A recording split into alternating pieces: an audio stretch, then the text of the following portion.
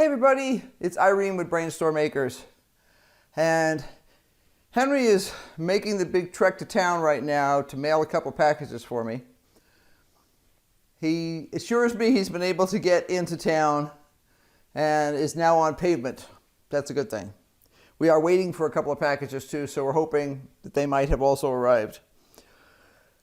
Although I wouldn't want to bet it. We've had some exciting weather in the last 24 hours. Very, very, very high winds. As one of my girlfriends said last night, sounded like the roof was going to peel off the house. But I'm just doing a little cleanup, and as you can see, it's really messy this morning. And one of those reasons is because I'm dealing with herbs this morning, and the other reason is because we went shopping the other day. So let's take care of the herbs first, and then we'll get on to some of the other things.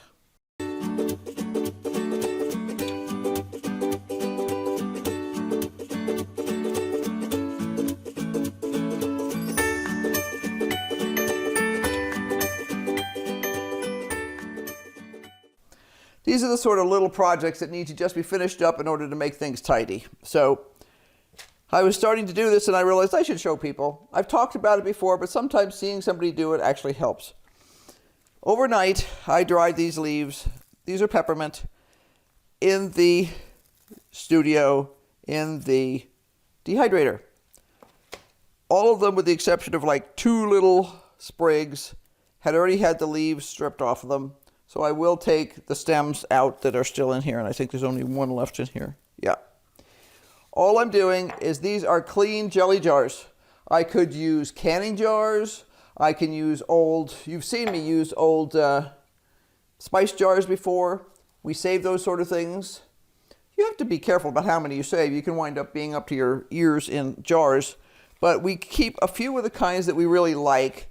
This is a Bon Maman, which is a company that makes really good jams and jellies and preserves, and we like their jars. When we first used to buy these, they actually came with a pop-off lid that you used a can opener to take off. That's how long ago they've been in existence. Now they have a regular screw-on lid, just like that, and they fit tight enough for storing things like this, so it's a convenient size too. All I'm going to do, and I get nothing from any company, I just enjoy their stuff. I would not use a giant jar like this, for instance, unless I had an absolutely huge amount of herbs that I was putting up. My preference is to have smaller containers. That way, if there were somehow to be bugs in one, or anything else like that, you wouldn't lose the whole thing. Also, I could use, like I said, mentioned before, the canning jars, and that would allow me to vacuum seal them if I wanted to. I'm not choosing to do that in this case, but that's another thought if you're preserving a large quantity of something. This is just a piece of parchment paper, and all I'm doing is gently rubbing it down to break the leaves. The only reason I'm doing that is I want them to go into the jar well. I'm not trying to crush them to a powder, but I am trying to make them fit. My goal is to fit all of the peppermint leaves in this jar. And then when I'm done, and obviously the first thing I did before I did any of this was I made sure this counter was completely clean, because I had been baking on here and all kinds of other stuff for the last couple of days. And Henry was cooking here last night, so there was flour here because he made me some of my favorite thing in the world, which is tempura. So there we go. Now all I need to do is grab one of my leftover label scraps. These scraps come from my business. I have not been able to find the right size labels to go with the program unless I go to a label printer. That means a specialized printer just for making labels. No, I didn't want something else that I needed to find a place for that was specialized, etc., etc. So I just used the larger ones and I trimmed them off and I used them. That's a label. That's a label. And all I'm going to do on here is I'm going to write the herb and the date. So this is going to say peppermint, and the date. My husband just made it to the post office. Yay! Awesome.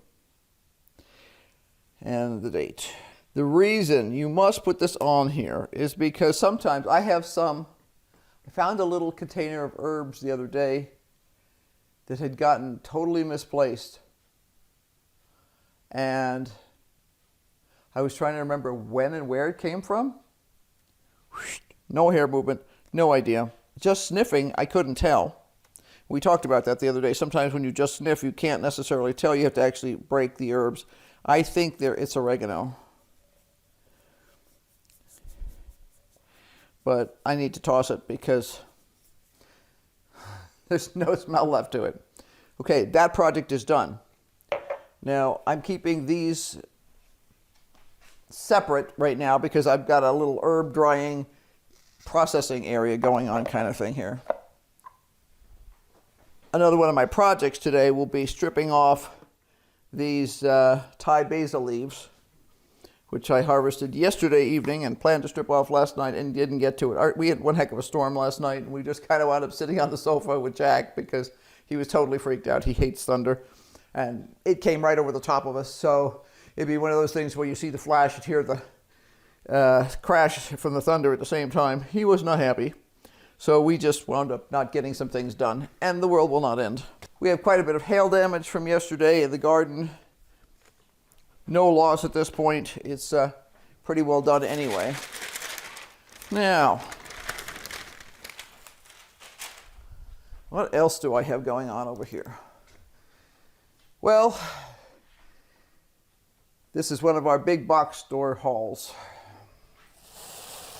And I was going down there actually, and I'll tell you the name of the big box store because I was returning something.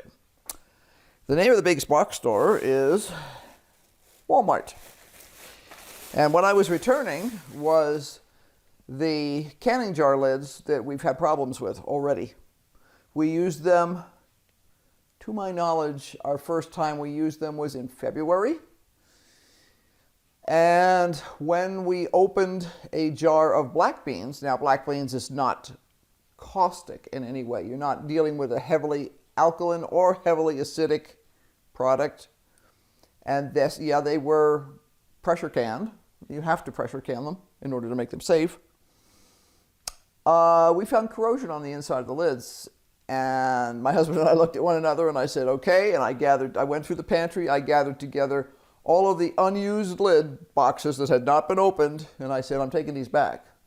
Now, I know I did not get the amount of money that I was supposed to from Walmart. I was not going to argue with the lady. I just wanted them out of my house.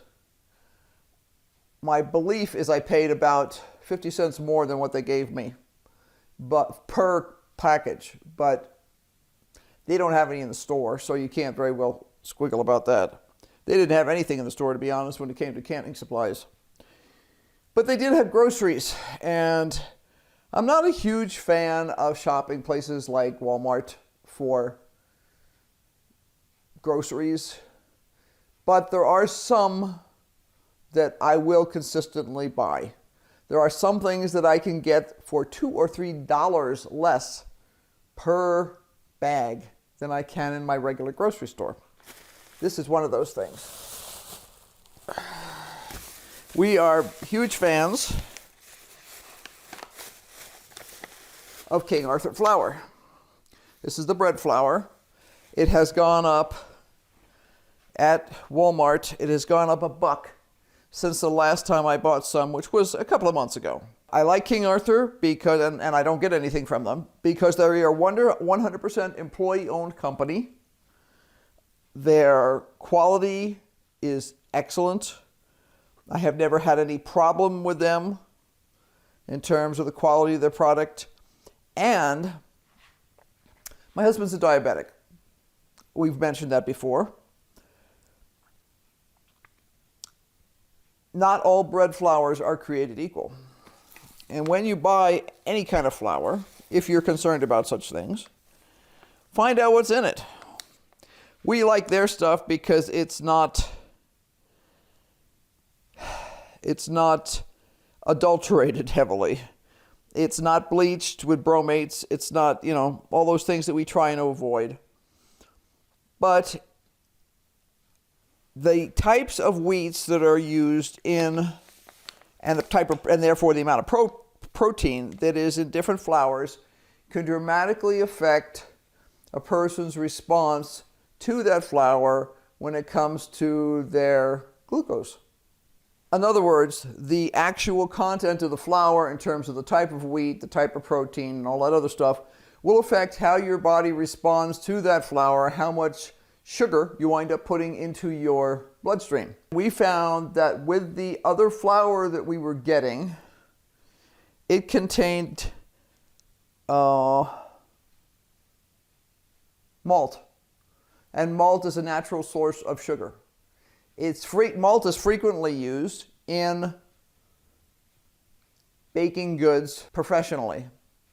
To be honest, it makes it easier. I don't see any difference in terms of the quality of my product when I use King Arthur flour versus the big box store flours that have the malt in them.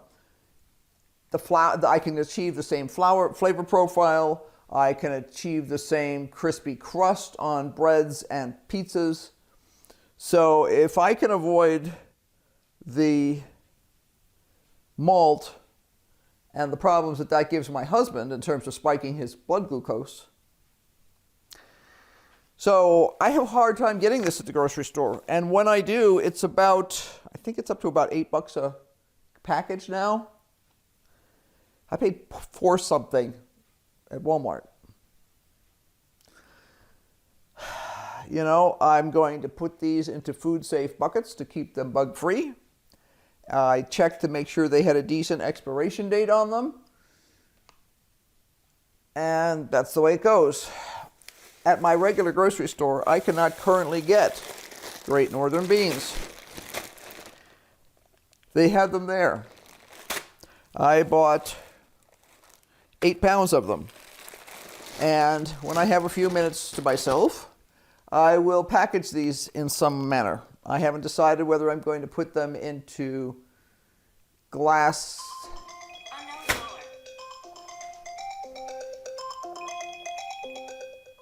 I can tell you what that is. It says potential spam on my phone. That is a company that is going to tell me that I need to renew my extended warranty on my vehicle. I don't have an extended warranty on any vehicle because none of our vehicles are young enough to have an extended warranty. Either that, or it will be a fake call from Pacific Gas and Electric. Now, the last time I had a Pacific Gas and Electric bill was probably about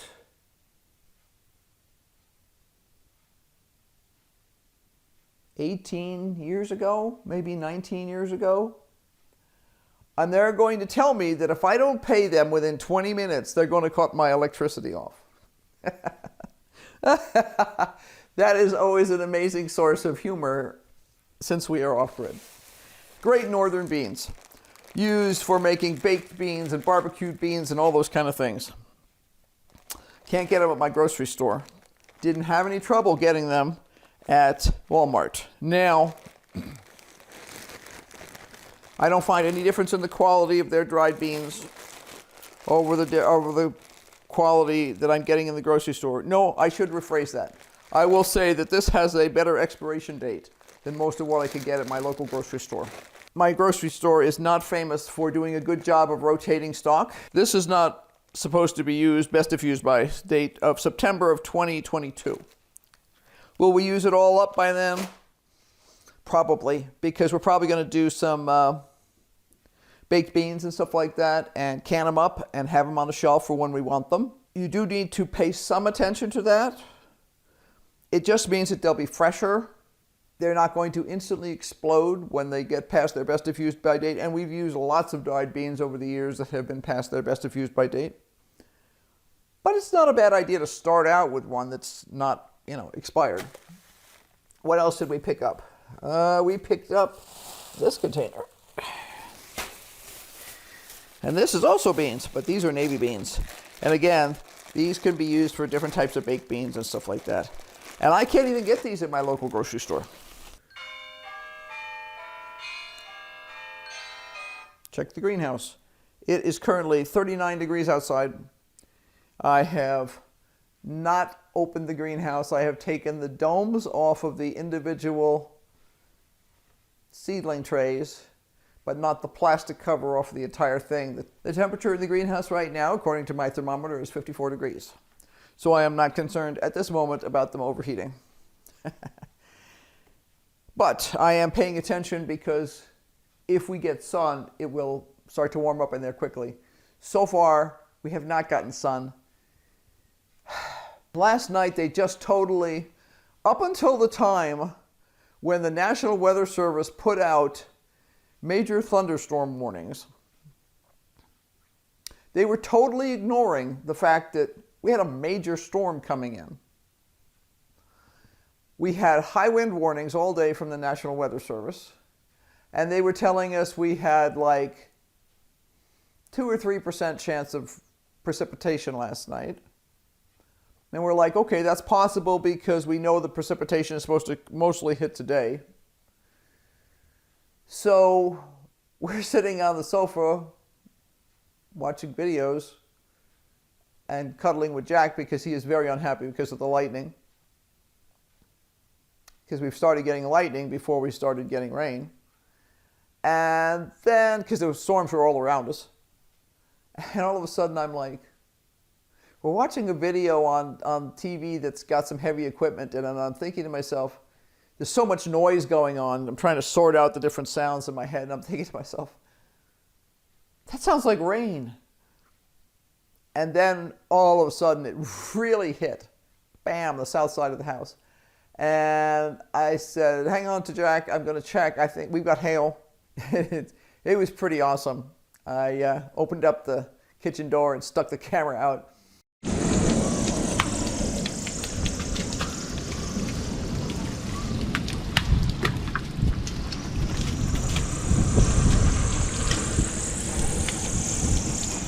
I have never seen hail come off the roof like snow.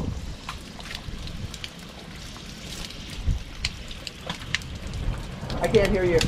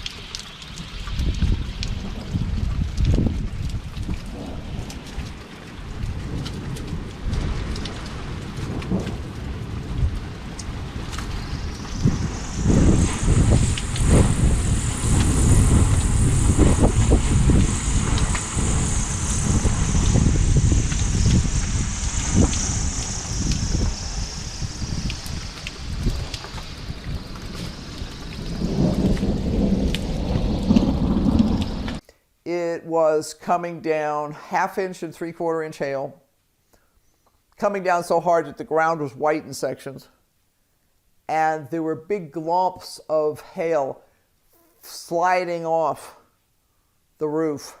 It was very impressive, in a sort of scary way. What's really impressive is I got pictures this morning. We still have hail that looks like snow up against the side of a couple of the buildings. There was glomps along the eave line of the house in the flower beds. So it was still plenty chilly this morning. It was 36, I think, when we got up this morning. It did not freeze last night. Very, very overcast, and the overcast helps to retain the heat. That's a really important thing for everybody to understand. It's how people get in trouble when they're hiking. It's how people get in trouble when they're boating, camping, just driving around, so they don't expect the roads to ice up. because they don't understand the mechanisms involved in freezing. And one of the really important things is when you have a cloud cover, the earth is radiating heat. It's called infrared radiation. We can't see it, but it's there. And it's coming up. And if the clouds are there, it will actually keep everything warmer than if it's a clear night. If the sky had been completely clear, we would have been nervous, because that means all that heat will be radiating straight away from the earth, and it was going to drop like a rock. If you've ever thought about it, some of the coldest nights you've ever experienced have been when it is clear as a bell outside. I hope you find this interesting. I think we got some pretty decent video from the storm last night and some of the stuff that's going on. Henry may patch some other good stuff in here. Lots going on. We're having trouble with the heater in the greenhouse so far. We have not been able to get the pilot light to light, and we think we need to get a replacement part. Fallback position for that is we have heaters that we use when we camp. We'll see. We have tonight should be the coldest night. I think the current forecast is 27 degrees. So far it has not warmed up today very much. It's supposed to warm up to 47, I think, today. And it's 39 right now. But it started out at 36. So we'll see. We'll be monitoring the temperatures all day. That's why, you'll hear my phone go off with its annoying little alarms. That's because depending on exactly what's going on outside, I need to be aware of how much solar energy the greenhouse may have picked up. We have a certain amount of automation in there, but right now I have insulation over the south fan in the greenhouse because I don't want the wind blowing in through the louvers. So I have a piece of hard foam over that. So I need to be paying attention. Be sure to like, subscribe, and hit that notification bell because obviously we're going to be doing lots more stuff. And I am, as I see the yard sort of rolling up, oh yeah, we've got things to harvest out there too. We may pop that in here. So until next time, bye. Keep on brainstorming.